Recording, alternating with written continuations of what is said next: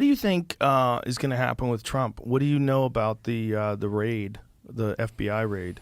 I have no inside knowledge. I don't know. Come on, he calls you. I think he did retweet us a couple times.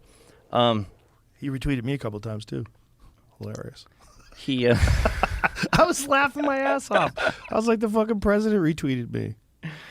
I think that the people who are arguing that he's been given a ton of fuel, like they just poured rocket fuel in his engine, I think that's absolutely true. I mean, if you just look at the fundraising that he's done off the back of this already. Right, but what did they... Absolutely. Yeah, but I don't mean in terms of politically. I mean, like, legally. Like, what did they find? Oh. And is he actually in trouble? Because I think the goal was to try to knock him out of the 2024 elections, right? Bunch of Big Mac trying receipts. him for crimes.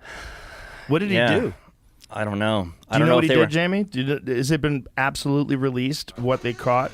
I don't know that yet, but holding on to boxes of documents is it really about he wasn't like supposed to have confidential information that he shouldn't have had in his home, like that was so important they couldn't just ask for it, they had to go in there and get it? Well, I think the problem is having it, right? Because if you have it in an unsecure location, meaning unsecure in terms of the government's protection, it's not locked up in archives. It's not in a place that's very difficult to access. You have control personally over the access to something that's top secret. If that's the case, then that's a problem because that safe could be open. People can get in there. People can get the code. They can copy it. They can send it to China. Yeah, but do you think that's a genuine concern, or is it they want to find something, anything that they can use to prevent him from running again? I think both things are valid.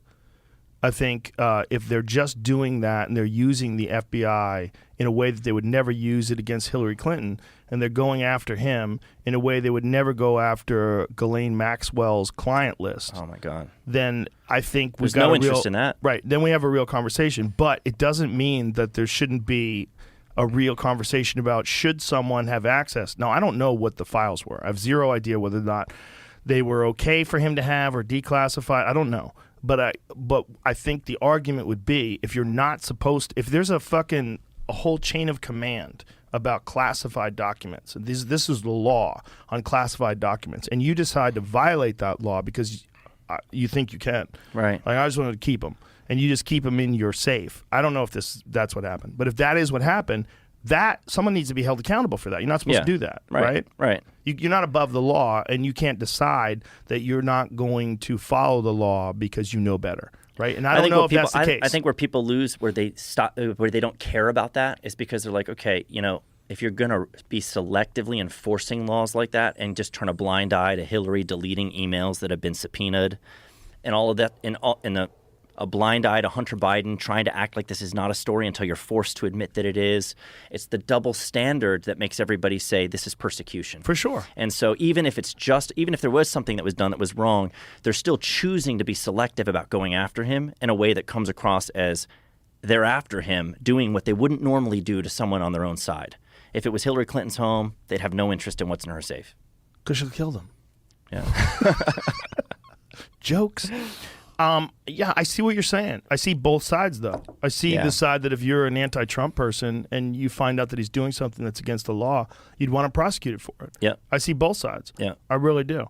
I don't know the specifics of the Hillary Clinton email thing in terms of like what those files were, but if they're the same classification of files as like he had, you could make the argument they were more vulnerable because they were on a regular laptop. Well, and it's still destroyed after a subpoena. A subpoena. I mean, imagine if Trump was subpoenaed for this information, and instead of handing it over, he burned it. Right. That is where shit gets really squirrely. Yeah. It gets really squirrely. And it's like, what punishments are there for that? Is it zero? There's nothing.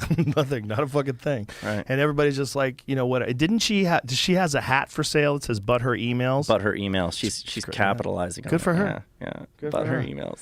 I wonder if, like, amongst people that are on the right now, a black hat with white letters will get your ass kicked because like the MAGA hat. Yeah. Like you could have a MAGA hat that said anything. Like, I saw a lady get maced in the face because she had a hat on that said, it was a red hat with white letters that said, "Make Bitcoin Great Again." And she was at one of those protests. There's a video People of thought her it was a MAGA hat. Yeah, and some guy maced her in the face. He pepper sprayed her in the face because she had a red hat with white letters about Bitcoin. That's assault, by the way. It is assault. Well, that happened a lot at those fucking anti-Trump protests. Yeah. It's just the problem is that he was such a divisive character that he became a great enemy for the other side. He wasn't like a statesman who, like, you could criticize his policies and his positions. You could say he's heartless, all you want, but he represents the United States in a statesmanly way. And like, no, Trump's, he's a wild guy that like encourages people to hate him. Do you think DeSantis would demand or command more respect from the left? The left shoes? still hates him, but they don't hate him the same way they hated Trump. They try to, but he's more reasonable. He's very like level in the way he talks about things. He's firm though. I mean, yes, he's but you know what I'm saying? Like he's not an insulting like character. Like Trump's a character. right. Like part of what he's doing is like doing comedy. It's like he's doing stand-up when he's up there. I mean, when he makes fun of Biden and makes fun of other people, like he's doing fucking stand-up. He really is, and he kills. He's got this thing, and that thing is like everybody who's with him is fucking really with him, and everybody's against him is really, really against him, and he like encourages it. He that is what I think is not good.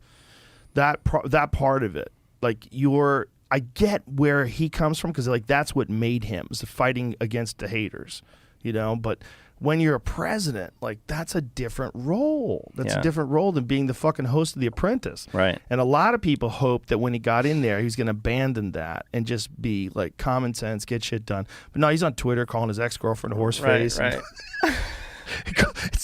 Saying about Kim Jong-un, calling him Little Rocket Man. He's fucking wild. What was it he dude. said about Rosie O'Donnell? Oh yeah, didn't he call her a fat pig? Something like that. I don't yeah. remember exactly what he said, but it was nasty. It was he pretty says nasty. horrible shit. He calls her a loser all the time. Yeah, but I mean, people think it's hysterical.